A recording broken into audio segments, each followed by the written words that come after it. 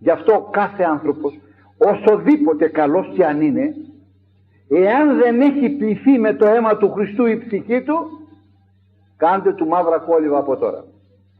Ακούω μανάδες που μιλάνε για τα παιδιά τους, δεν ξέρεις τι ήταν αυτό το παιδί κλπ. Με το Χριστό τι σχέση είχε? Με το Άγιο Ποτήριο τι σχέση είχε?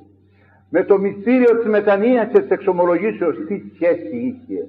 Μην κοιτάς που σου έφερνε παντόφλες, είστε προσέχει κλπ. Καλό και Άγιο είναι αυτό το πράγμα.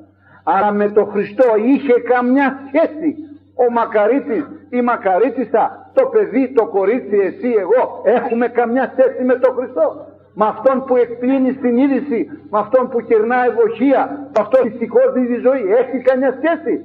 Τότε να είναι ευλογημένο. Εάν όμως δεν έχει σχέση με αυτά, όσο καλό